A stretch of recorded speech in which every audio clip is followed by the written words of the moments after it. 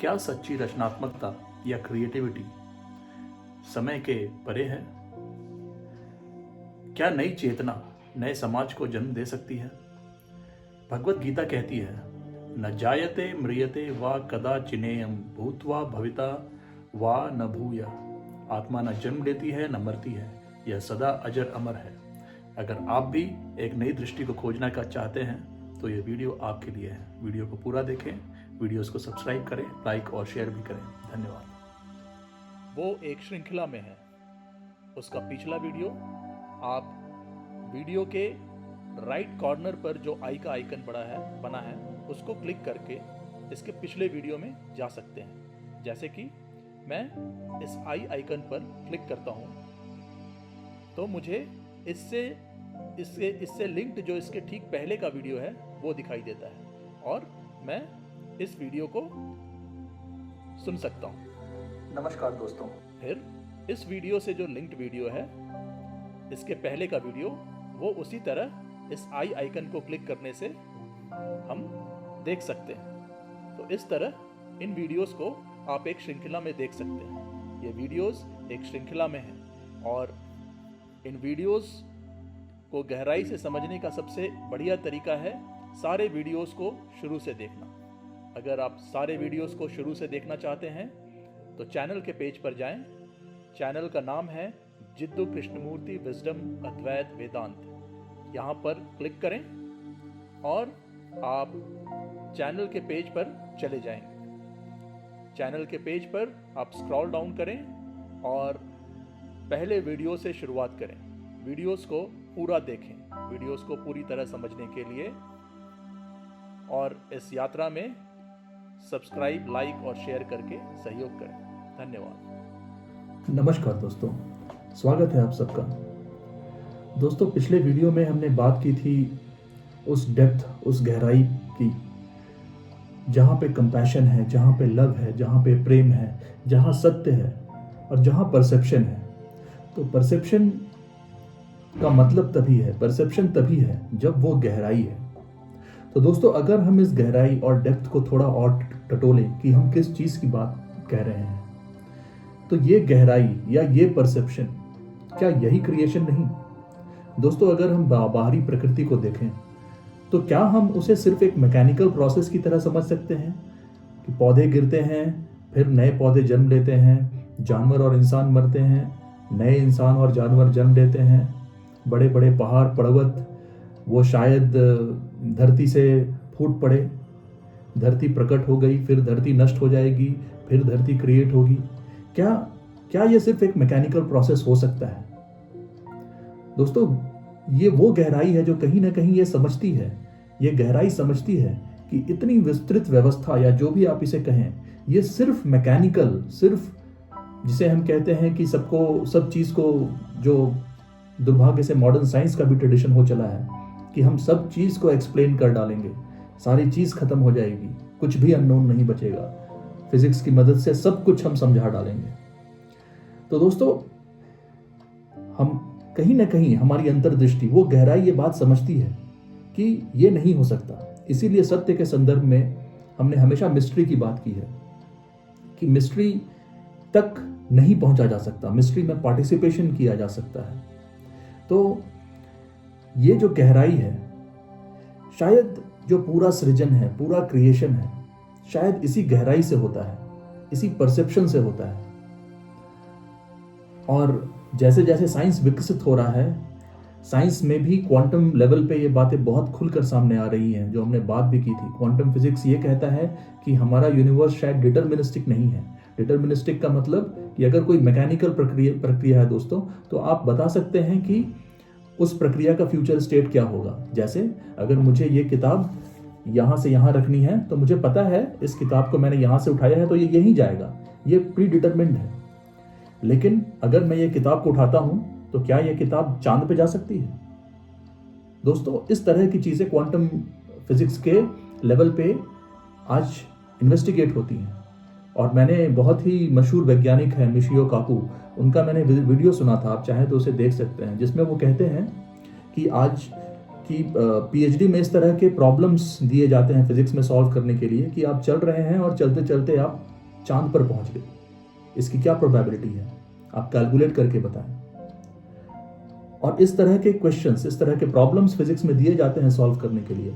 दोस्तों ये क्या क्या बताता है हमें? ये बताता है कि शायद जो प्रॉपर साइंटिस्ट हैं, यूट्यूब साइंटिस्ट नहीं, वो जो खुद को रैशनलिस्ट कहते हैं, नास्तिक कहते हैं, उनको लगता है कि साइंस सब कुछ है, साइंस के पास सब चीज़ का जवाब है, मैं उनकी बात नहीं कह रहा हूँ। मैं उनकी बात कह रहा हूँ जो रियल साइंटिस्ट हैं, जो साइंस की गहराई में जाकर साइंस को समझते हैं और इसी मिस्ट्री को, जिसे हम आध्यात्मिकता के जरिए एक्सप्लोर कर रहे हैं, वो साइंस के जरिए एक्सप्लोर करते हैं। वो लोग ये बातें कहते हैं कि ये एक प्रोबेबिलिस्टिक यूनिवर्स है, संभावनाओं का यूनिवर्स है, पहले से सारी चीज़ें निर्धारित नहीं हैं। तो ये नोशन मॉडर्न साइंस में भी बहुत घर कर चुका है और जो भी सीरियस साइंटिस्ट हैं वो इस बात को खुल के कहेंगे कि एक डिटर्मिनिस्टिक यूनिवर्स जो शायद पहले कल्पना थी, शायद हम वैसे यूनिवर्स में नहीं रहते जो डिटर्मिनिस्टिक है। और डिटर्मिनिस्टिक वही हो सकता है जो मैकेनिकल हो, जो यांत्रिक हो, मशीन की तरह काम करता हो। हमें पता है कि मशीन को ऑन किया तो वो चलेगा, मशीन को ऑफ किया तो वो बंद हो जाएगा। तो ऐसा नहीं चलता हमारा क्रिएशन, हमारा जो नेचर है। तो इस अवधारणा के साथ हम ये कह सकते हैं कि जिस गहराई की हम बात कर रहे हैं, उसी गहराई में, उसी परसेप्शन में क्रिएशन है, उसी परसेप्शन में प्रकृति है। तो दोस्तों, जिस डेप्थ की हम बात कर रहे हैं या जिस परसेप्शन की बात कर रहे हैं, ये वही है जहां से पूरी प्रकृति का सृजन होता है। और वो जो डेप्थ है वो समयातीत है, वो टाइम के बाहर है, लेकिन उस डेप्थ में, उस गहराई में पूरी प्रकृति का सृजन हो रहा है जो टाइम में है, जो टाइम का हम कहते हैं इल्यूजन पैदा करती है। और वो जो प्रकृति है, जो भौतिकता है, जो फिजिकलिटी है, तो वो आती है और वो जाती है, लेकिन ये सारी चीज़ों का सृजन उसी गहराई से होता है, उसी परसेप्शन से है, उसी सत्य से है। उसी को हम कंपैशन कह रहे हैं, उसी को हम लव कह रहे हैं। और इसीलिए दोस्तों, ईश्वर के कई नाम हैं, कई क्या अनंत नाम हैं। आप अगर उनको अनंत नाम से कहें तो भी वो कवर नहीं होंगे, अगर आप उन्हें शून्य कहें तो भी वो कवर नहीं होंगे, क्योंकि शब्द सीमित हैं। शब्द किसी न किसी शब्दों का विकास ही विचारों को कम्युनिकेट करने के लिए हुआ है। विचारों से तो परे हैं सत्य, ईश्वर विचारों से परे है, परसेप्शन विचारों से परे है, तो शब्दों से भी परे ही हुआ। तो दोस्तों, एक आम मनुष्य की तरह या एक मानव की तरह हमें ये देखना है कि ये जो प्रेम है, ये जो कंपैशन है, ये समय से बाहर है। और अब हम जब कंपैशन कहें, परसेप्शन कहें, सत्य कहें, प्रेम कहें, तो सारी एक ही चीजें हैं और एक ही तरफ हम इंगित करना चाह रहे हैं। तो वो टाइम में नहीं है, समय में नहीं है। तो जो समय में नहीं है उसको हम ग्रो नहीं करा सकते। जैसे हमने कहा था परंपरा और ट्रेडिशन के बारे में कि ये टाइम के साथ ग्रो करती है, लेकिन जो टाइम में नहीं है उसे हम ग्रो नहीं करा सकते, उसे हम कल्टीवेट नहीं कर सकते। कुछ आदत बनाकर, कुछ रीति रिवाज बनाकर उसे हम कल्टीवेट नहीं कर सकते। तो जो जिसे हम क्रिएटिविटी कहते हैं, जो क्रिएटिविटी का एसेंस है, वो एसेंस अपने आप में हमेशा रहता है। और वो क्रिएटिविटी का एसेंस वो सृजन करता है, जिसे हम कहते हैं it causes things to grow in time. वो जो क्रिएटिविटी का एसेंस है, और शायद वही क्रिएटिविटी है जहां से हम कहां से कहां पहुंच गए। केव मैन से आज हम आधुनिक मानव हैं। तो वो जो स्पेस है जहां से क्रिएटिविटी निकल कर आती है, वो जो डेप्थ है, हम उसकी बात कर रहे हैं दोस्तों। और दोस्तों, इसीलिए शायद हम देखते हैं कि जो बहुत बड़े वैज्ञानिक होते हैं, जो ऐतिहासिक वैज्ञानिक होते हैं, वो मिस्ट्री के नोशन को कभी नहीं भूलते। हाँ, आज के जो आधुनिक यूट्यूब रैशनलिस्ट हैं, खुद को नास्तिक कहते हैं, पता नहीं खुद को तरह तरह के नाम देते हैं। मुझे ये समझ नहीं आता रैशनलिस्ट कैसे समझ लेता है कि वो नास्तिक है, या नास्तिक कैसे खुद को रैशनलिस्ट कह सकता है। ये सहारा लेते हैं मॉडर्न साइंस का ही। इनका कहना है कि मॉडर्न साइंस तो सब कुछ एक्सप्लेन कर ही देती है, फिर क्या जरूरत है आध्यात्मिकता की, क्या जरूरत है ईश्वर की, सत्य की। लेकिन जो बड़े बड़े वैज्ञानिक हुए हैं, एल्बर्ट आइंस्टीन अपने जीवन के अंत काल तक बस सोचते रह गए थ्योरी ऑफ एवरीथिंग के बारे में कि क्या कोई ऐसी ग्रैंड यूनिफिकेशन थ्योरी हो सकती है जो सब कुछ समझा दे। और हमने कहा भी था कि अल्बर्ट आइंस्टीन ने खुद कहा है कि the most beautiful experience is the experience of mystery. तो अगर हम किसी भी सीरियस साइंटिस्ट की गहराई में जाएं तो वो भी उस मिस्ट्री के एक्सपीरियंस को मरते दम तक नहीं छोड़ते, और वो बड़े क्रिएटिव भी होते हैं। तो दोस्तों, अगर हम देखें तो सत्य को, परसेप्शन को अप्रोच करने के शायद अनगिनत तरीके हो सकते हैं, या उसका कोई तरीका नहीं हो सकता, या तो टोटल अबैंडन हो सकता है जिसे हम संन्यास में देखते हैं। लेकिन ये जो सत्य है, यही सत्य से सृजन हो रहा है, और इसी सत्य से वो क्रिएटिविटी आ रही है जिससे ना सिर्फ प्रकृति का सृजन हुआ, उन चीजों का भी सृजन हुआ जिसे मानव ने खुद बनाया। आज अगर मैं आपसे बात कर पा रहा हूं तो उन डिवाइसेस की वजह से, उस टेक्नोलॉजी की वजह से जिसने मानव ने बनाया। मानव ने भी बनाया तो हम ये नहीं कहते कि हम फिर उसे एक अहम की दृष्टिकोण से समझने लगे कि मानव ने ये बना दिया, मानव ऐसा है, मानव वैसा है। अगर हम उस विचारों के जंजाल में पड़े तो फिर हम वही करेंगे जो आज तक हम करते आए हैं, क्योंकि हमने विचारों को प्रधानता दी है। तो हम देख सकते हैं कि हमने बाकी प्रकृति का क्या हाल किया है। लेकिन अगर हम ये समझें कि ये क्रिएटिविटी उसी डेप्थ से आ रही है जिस डेप्थ से सारी सृष्टि निर्मित हुई है, तब शायद हम हर चीज का आदर करना सीखें, भले ही वो जीवित प्राणी हो या भले ही वो स्थूल पत्थर हो। शायद हम सबको एक देख पाएं, शायद हम सबको ब्रह्म देख पाएं। तो दोस्तों, इसी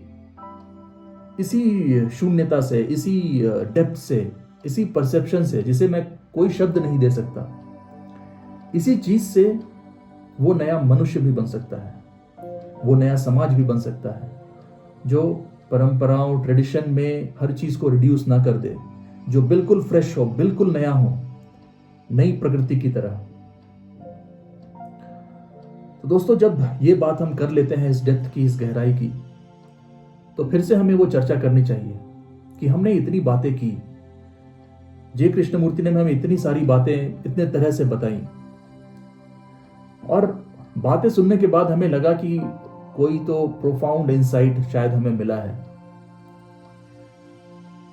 और उस इंसाइट के बाद हम वापस से वहीं आ जाते हैं, बातें सुनते हैं और हम वापस से वहीं आ जाते हैं। क्यों? क्योंकि हमने ये देखा कि ऐसा क्यों होता है। हम उसे ट्रेडिशन में कैप्चर करना चाहते हैं, और सबसे पहले तो हम ये नहीं मानते कि ब्रेन डैमेज्ड है, ट्रेडिशन से ब्रेन डैमेज्ड है। तो डैमेज्ड ब्रेन कैसे सत्य को ग्रहण करे? वो नहीं कर सकता, वो उसे ट्रेडिशन में ही बदल देगा। तो मैं देखता हूं कि ये तो वाकई में बात सत्य है, अब इसे मैं कैसे प्राप्त कर लूं? तो उसके लिए मैं शायद उपवास करूंगा, दूसरे धर्म के लोग कुछ और करेंगे, और फिर वही चल पड़ा। वो ट्रेडिशन बन गया तो मतलब थॉट बन गया, और फिर वो सत्य से उतना ही दूर हो गया जितना माया सत्य से दूर है। तो दोस्तों, ये बहुत आवश्यक है कि इस बात की सत्य को देखें, इसकी तार्किकता को नहीं, इसके रैशनलाइजेशन को नहीं। और सत्य क्या कि टोटल परसेप्शन, और टोटल परसेप्शन क्या कि ये किसी भी ट्रेडिशन, किसी भी परंपरा के दबाव में नहीं कि ये ना करो या ये करो। इसको ट्रेडिशन से एब्जॉर्ब नहीं कह सकते, ना हम इसे कुछ और तक पहुंचने का जरिया मान सकते हैं कि हमने ये बात समझ ली, ये परसेप्शन कर लिया, या फिर हमें कुछ मिल गया, फिर हमें शून्यता प्राप्त हो गई, फिर हम ऐसे हो गए, फिर वैसे हो गए। हमें इस चीज की सटलिटी को, इस चीज की सूक्ष्मता को, इस चीज की वास्तविकता को, रियलिटी को देखना है। और ये देखना है कि ये सब विचार हैं। तो जो कहा क्या जा रहा है कि हमें सब कुछ की रियलिटी देखना है, और कहीं ना कहीं शायद ये बोध आए कि नहीं भाई, ये व्यक्ति तो मुझे सब कुछ छोड़ने को कह रहा है, ट्रेडिशन, परंपरा, सब कुछ जो भी मैं जानता हूं वो सब कुछ छोड़ने को कह रहा है। तो फिर एक स्वाभाविक सा भय कि जो मैं जानता हूं वो छोड़ दूंगा तो फिर बचेगा क्या, उससे एक स्वाभाविक सा भय। और जैसे ही हमने कई बार बात भी किया है, जैसे ही विचारों को अपना अंत समीप दिखता है, वो भय पैदा करता है, और वापस से हम उसी लूप में चले जाते हैं। इसी वजह से शायद मृत्यु से भी एक असाधारण भय है, क्योंकि मृत्यु विचारों का एक प्राकृतिक अंत है। इसीलिए हर वो चीज जहां पे विचार अंत की तरफ जाने लगे वो एक असाधारण सा भय उत्पन्न करता है। तो जब सत्य प्रतीक, जब स्वयं ईश्वर हमें यह कहता है कि सारे ट्रेडिशन, सारे परंपराओं से बाहर निकल कर देखो, तो विचार तुरंत भय पैदा करता है और लगता है कि ये तो कोई पाखंड की बात है, मैं अपने ट्रेडिशन को कैसे छोड़ दूं। और मैं क्यों नहीं छोड़ना चाहता? क्योंकि मैं वह जानता हूं वो मेमोरी में है, और जो नोन है उसको मैं छोड़ नहीं सकता। क्योंकि अगर जो नोन है उसको छोड़ दूंगा तो फिर विचार का अंत होगा, अहम का अंत होगा, और विचार और अहम अपना अंत नहीं देखना चाहते। और इसकी भी गहराई में हम काफ़ी जा चुके हैं दोस्तों। मैं गुजारिश करूंगा कि इस पूरे फ्लो को समझने के लिए आप पिछले वीडियोस भी देखें, जहां पे हमने गहराई से अहम, विचार, इन चीज़ों को तरह तरह के दृष्टिकोणों से समझा है। तो दोस्तों, हम देखते क्या हैं कि ट्रेडिशन टाइम के साथ बदलता रहता है और ट्रेडिशन नया ट्रेडिशन बन जाता है। जैसे हम पॉलिटिकली भी देखते हैं कि कहा जाता है चीन में जिसने भी आक्रमण किया, चीन ने सबको एब्जॉर्ब कर लिया और सारे चाइनीज हो गए। हमारी संस्कृति के साथ भी हुआ, बहुत सारे आक्रांता आए, इन्वेडर्स आए और फिर वो ट्रेडिशन मिक्स हो गया। तो ट्रेडिशन वो नहीं रहता, ट्रेडिशन टाइम के साथ बदलता है। और ट्रेडिशन का जो स्वरूप आज हम देख रहे हैं वो 5000 साल पहले या 500 साल पहले नहीं था। तो क्या वजह है कि हम ट्रेडिशन से खुद को बांध लें और सत्य को भी ट्रेडिशन के नजरिए से ही अप्रोच करना चाहें? ये तो तार्किक नहीं लगता दोस्तों।